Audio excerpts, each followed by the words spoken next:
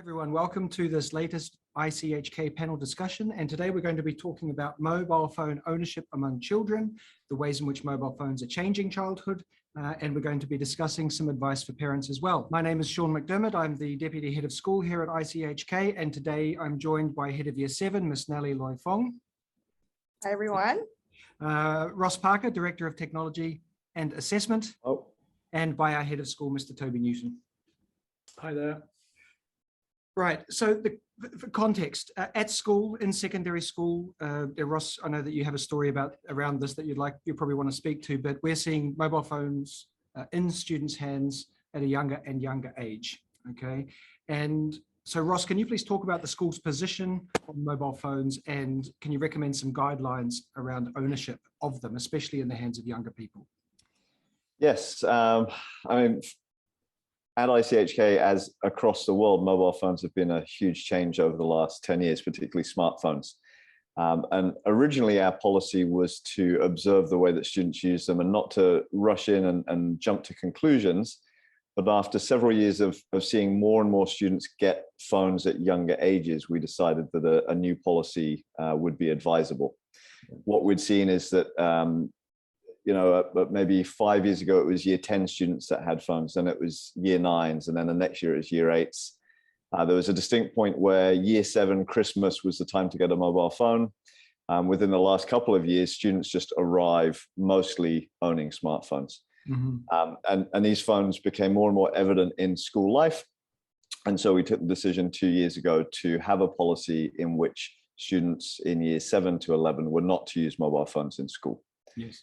In the past, they couldn't use them in class time unless they checked with a teacher and it was for learning. But now we said, no, in the public spaces in school, as you move around your business between lessons, we don't want to see phones. Sure. We installed a clear Perspex phone locker in every form group room. And each student has a key for their own locker. And what they are asked to do is to power off their phone if they own one and place it in the locker for the day before retrieving it at the end of the day. Sure. And within a day or two of introducing this policy, which took students a little bit of adjusting to in terms of why has this come about, and we tried to help them with that. But within a day or two, behavior around phones in school had changed completely, and the whole atmosphere of the school had changed for the positive. Sure. Thanks, Ross. Nellie, so within your position within the school, what sort of problems do you see? What challenges do you tend to encounter in terms of young people and the use of mobile phones? Well, mostly around social media and how to navigate that responsibly at home, and also screen time. Yes. So a lot of parents are concerned about how do I manage or maintain a appropriate amount of screen time for my child. Yes, with smartphones. Sure. And so what do we see happening in school as a result of some of these challenges we're seeing on social media, for example?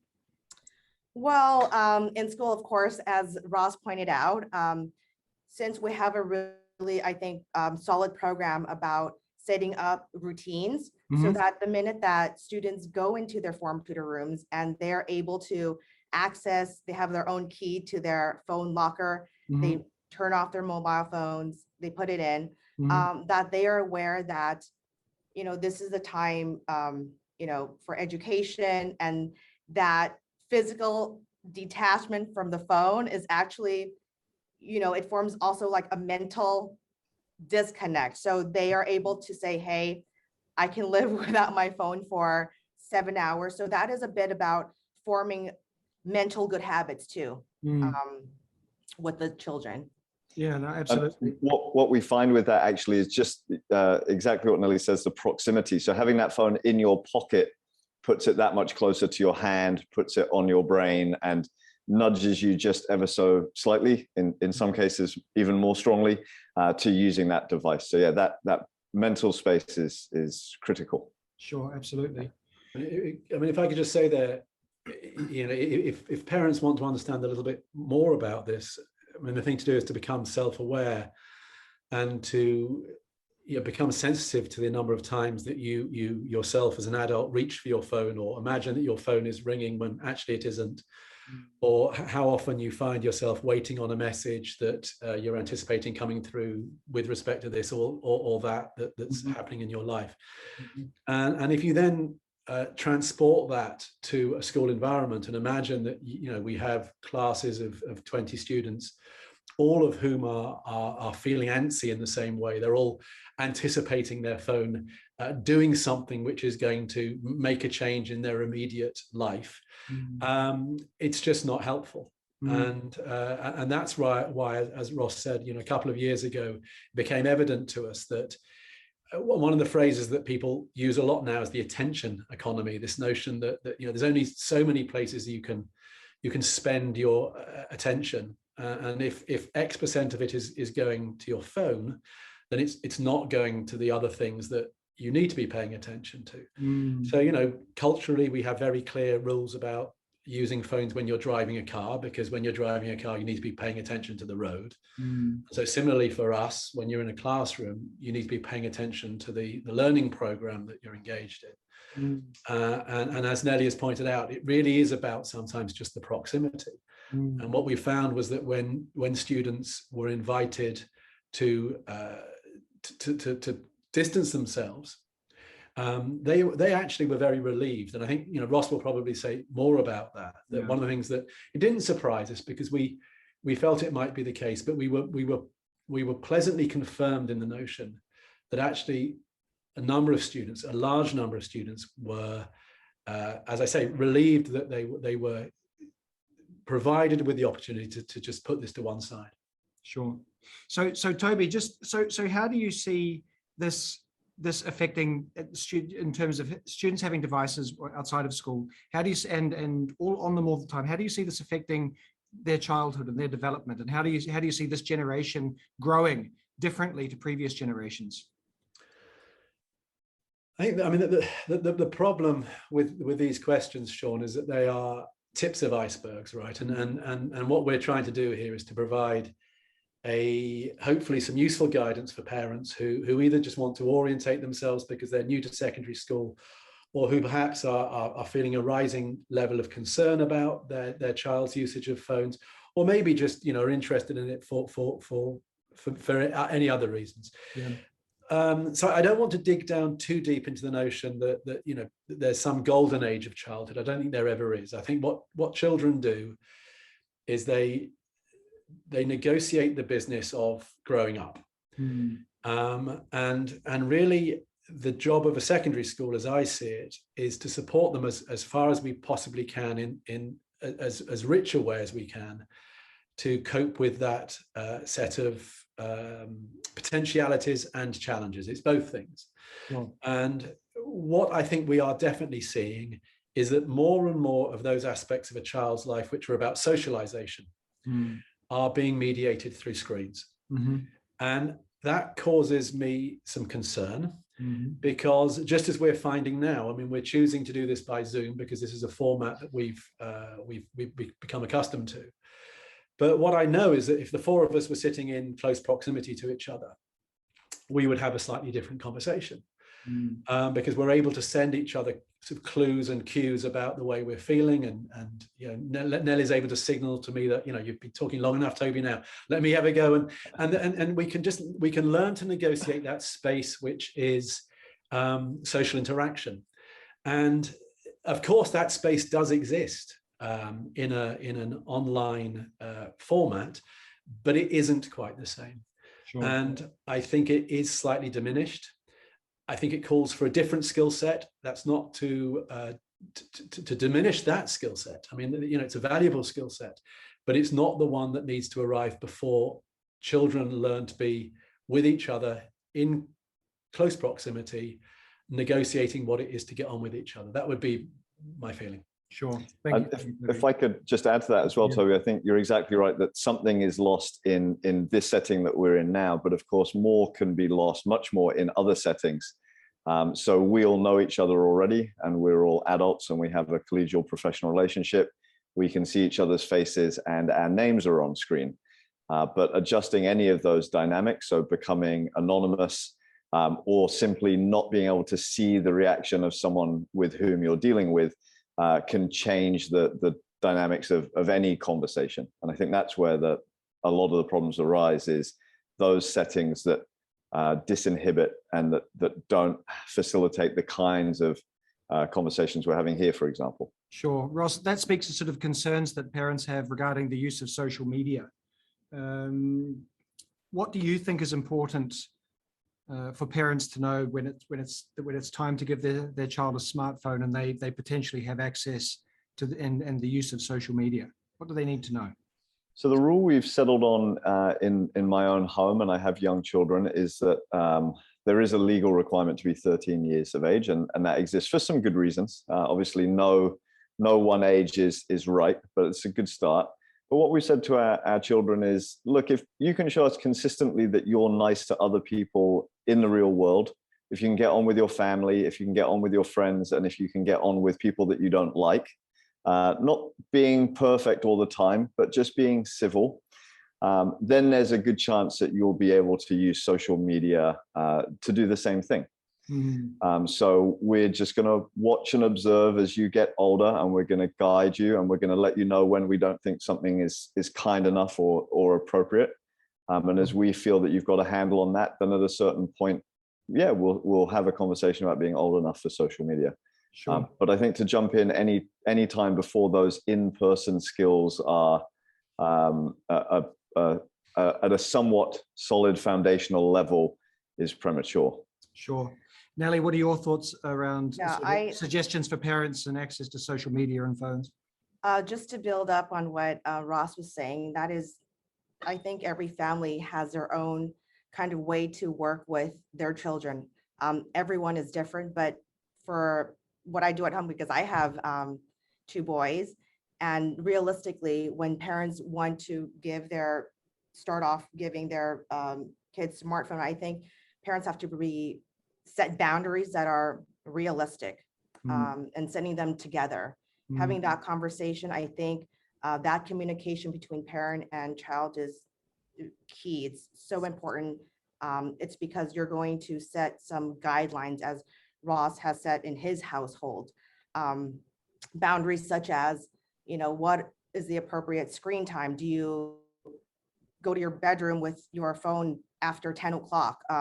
Things like that would need to be discussed maybe in a household where, the children are given phones before they are at that age where they can use that appropriately. Also, what do they do if they're using social media? What happens if they get unwanted solicitations? What do they do then? So talking about things like privacy settings, how to use social media responsibly.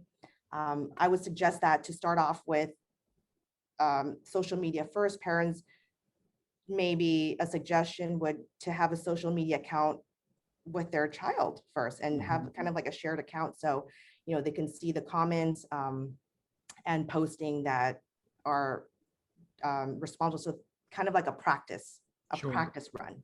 Sure. Thanks, Nellie. So Ross, can I come back to you that when we have conversation with parents, we sometimes, or we often hear that an important aspect of their children having phones is that they can contact them in case of an emergency. Their children can connect with their friends, and if something happens, that they can make contact. And there seems to be sort of more concern regarding this since the pandemic started. How would you address those points? I think it's natural for parents to be concerned about the well-being and the whereabouts of their child. I think any parent and anyone who has been parented has experience of that. I think part of the challenge here is that we give children devices for that reason, and it is a good reason. But what we give them is our own old smartphone, something that we upgraded from, because it's free, it's lying around at home, and it seems to do the job. And I think often that concern for safety is then what opens the door to owning a smartphone. So for me, a great alternative is purchasing a cheap feature phone, sometimes called a dumb phone, to make it clear that it's not a smartphone. One of the old slim Nokia type phones that a child can use to be contacted, and can be can contact home if needed. That gives the safety without the dangers that attach to a phone. However, there is a lot to be said, in my opinion, and here we are in very subjective territory because we're talking about parenting. There is a danger in giving your child even a feature phone in the assumption that it will keep them safe, because of course it may run out of batteries and they may find themselves out of signal or some other problem. They may lose the device. So yes, by all means, a feature phone is a great way, but I think also teaching your child how to navigate the world without that device, discussing with them where they can get help if they don't have a phone. And as they become comfortable, maybe moving around a certain area, like within a couple kilometers of the house, allowing them sometimes to go on adventures without a smartphone. Sure. We all grew up going out at a certain age without phones, and we had to use payphones and ask strangers for help and things like that. And I think they're still vital life skills, even in an age of connectivity. Sure. Thank you, Ross. Toby, sometimes we hear from parents that they're concerned that their children are becoming addicted to their screens, addicted to phones. Now, it's obviously once the child has it, we can't stop them using it. But what suggestions would you make around creating boundaries around the use of and protecting against encroachment of digital devices? Well, I think that the approach we've always taken as a school and continue to take as a school is that it's all about education. Yeah. And the critical thing about education is communication and having a clear message and communicating it in a way that's understood. I think there's just no substitute in this area for having a proper informed conversation with your child. And this is, you've got the school on your side. If you're an ICHK parent, the school is 100% on your side. And more than that, we're very happy to share materials with parents.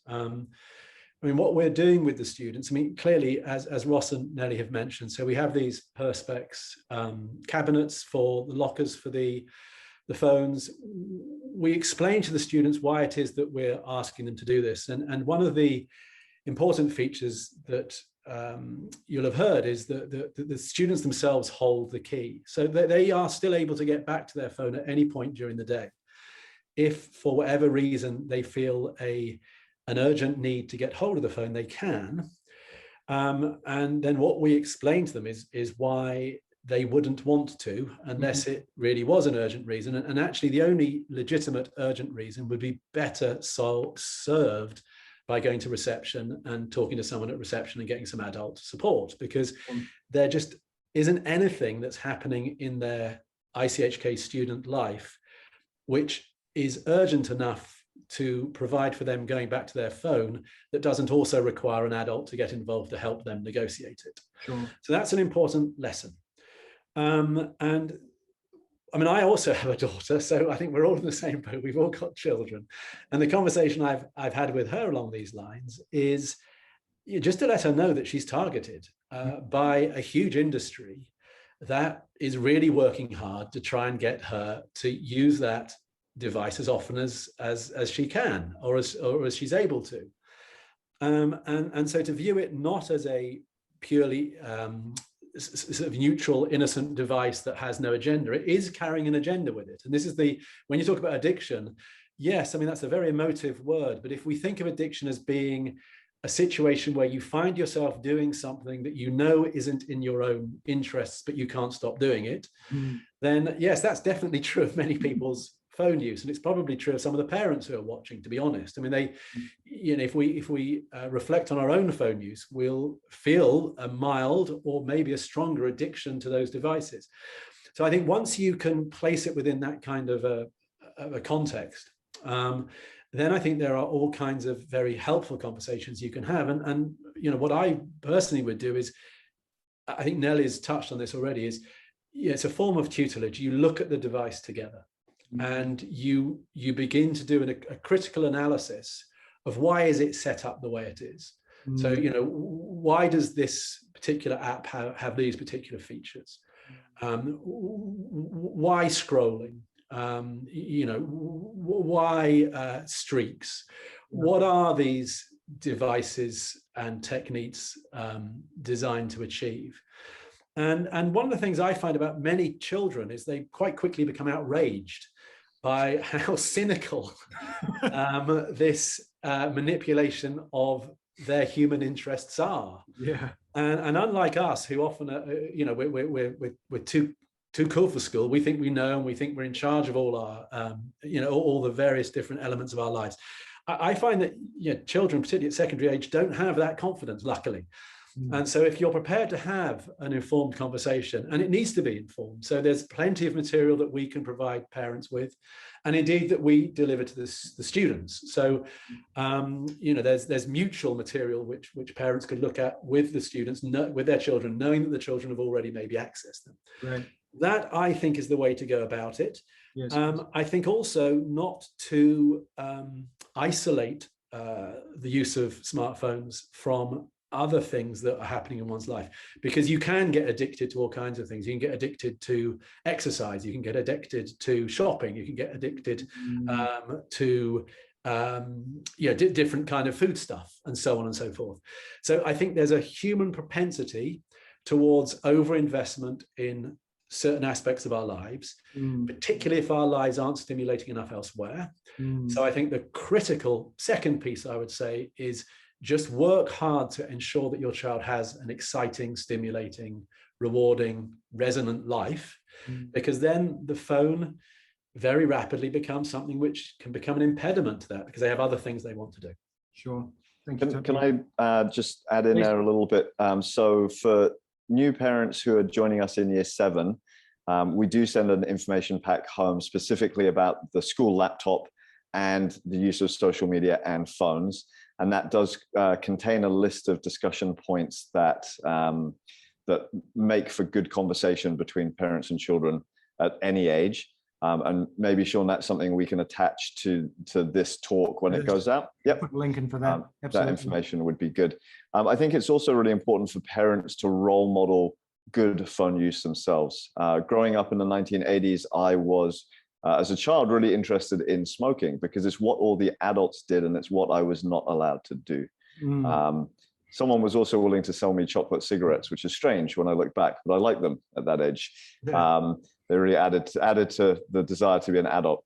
And so I think an equivalent today is children looking at adults who are constantly on their phones and whose phones interrupt and mediate family time together. And so I think the more that we can do to become aware of our own habits, to learn techniques to diminish the control, the way that the phone compels us to use it, the better we are positioned to not only show our children how to use a phone, but also then to legitimately talk with them. Because if we say, well, you shouldn't have a phone, and they say, well, you're on your phone all the time, that's not a great start to the conversation. No, that's right. Okay, Ross, can we stay with you for a moment? We have heard from some parents that they feel under pressure to provide a phone for their child so that they're not left out and isolated socially. In this sort of situation, what advice would you give to those parents? So I am indeed one of those parents, and it's an argument I don't hear too much about at home, but with some children it's a real genuine concern. Again, an equivalent from my childhood is when you weren't allowed to watch a TV show that your friends could watch, and that cut you out of certain conversations. I think these are genuinely the difficult choices that parents face, and sometimes we do have to be the parent and we have to say, yes, look, other people do those things, but our understanding of the world, the things that we've read, the things that we've come to know through hard experience suggest that the benefits of missing out on some of those things are greater than the costs. And I know this may be difficult for you to understand, and it's something that we can talk about and we can reassess at different ages, but for now, this is really how we feel. I do feel that parents are at a disadvantage because, as Toby mentioned, it is a massive corporate machine that is encouraging phone use across the board. And keeping us glued to our phones. And the fact that certain games are freely available, like Fortnite's a great example. It became so popular because it was free, everyone could play it. This really works against parents. But at the same time, I think for any parent who's feeling like that, your child is not the only one in that position. That may be the story that they're telling you. Everyone has social media, but actually on the ground, we know that that's not the case. There are plenty of kids who don't have social media. Sure. And so you can take strength from the school's position and from knowing that there are other parents in that position. And as you take a stand and encourage your child to behave in certain ways, then that also helps other parents in the same position. Sure. Thank you, Ross. Now, actually, Nellie, can I take this further to you? What issues do we see around phone use and social media, that things that happen outside school that comes back and lands with us here? What sort of things happen with phones and online and all these sorts of things that end up sort of becoming a thing here at school? What do you see in your role? Well, there's circumstances and times where, because social media and communication is just so freely available, what happens is when the students go home and they realize, hey, I have this smart device and it could allow me instant communication with all my friends, all my classmates. So these groups or like chat groups start showing up, and at times where they would create just what we call, cyberbullying, or things where unpleasant things are said to other students or about other students. So that is one of the problems that social media and free access to phones would cause. Sure. Would you say that the sort of the outcomes of that here at school, I mean, Toby, they're real? I mean, the consequences can be quite significant for some of our students? Well, very much so. I mean, what I would say is this. I mean, my impression of the use of mobile phones is that what they tend to do is they tend to exaggerate what is already there. So if you have a child who's already insecure, then their use of the mobile device will tend to accentuate that insecurity. So if they're not really very confident about the quality of their friendships and how to keep friendships and how to maintain relationships, if that's already present in their life, then when you put them into a digital environment, an online environment, it becomes even more evident that they haven't got those skills, and so they tend to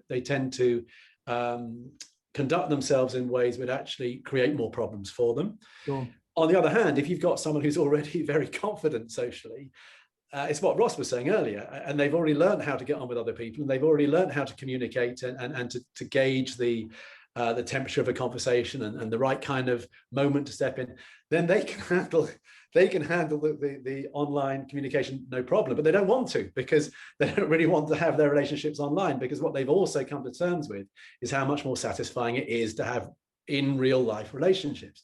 So this is one of the sort of the bifurcations that tends to happen, I think, is that what you see is a kind of multiplication, an exemplification of whatever is already there. And that, I go back to one of the things that both Ross and Nellie have said from a family perspective, is it's about getting the foundation right in the first place. And then once that is secure, then you can begin to practice these skills in this slightly different, this slightly more attenuated, more opaque, less easy to read environment.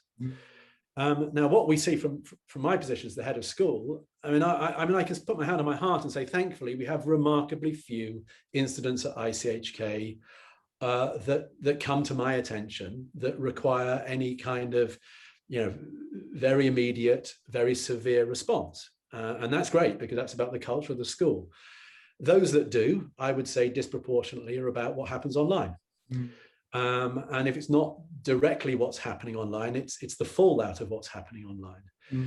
So I think, if I could just go back to the question you asked a moment ago, I mean, the problem always is that I'm sure there will be some parents who are watching this who are thinking, it's not for want of trying, people. I really want to have that level of influence and impact on my child, but I haven't. And in that case, I mean, the thing to do really is to come to us as a school, come to the heads of the year.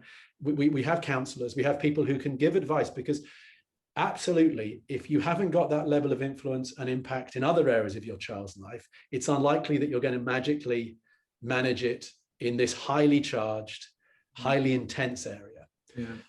And that there's no shame in that. I mean, one of the things that I would say, having been in education for many, many years, is it's all about chemistry. And you can see one parent who does one thing with a child and it works, and you see another parent doing it with a child and it doesn't. You can see one teacher doing something with their class and it works. You can see another teacher doing exactly the same thing. It doesn't.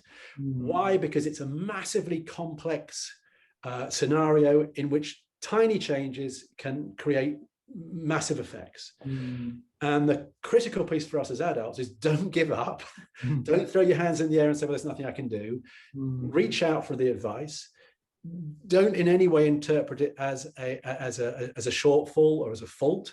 Just think of it as a learning curve, and look for the support from people who won't necessarily be able to solve it overnight, but we can definitely step in, help form an environment in which hopefully new things can be said and new solutions reached.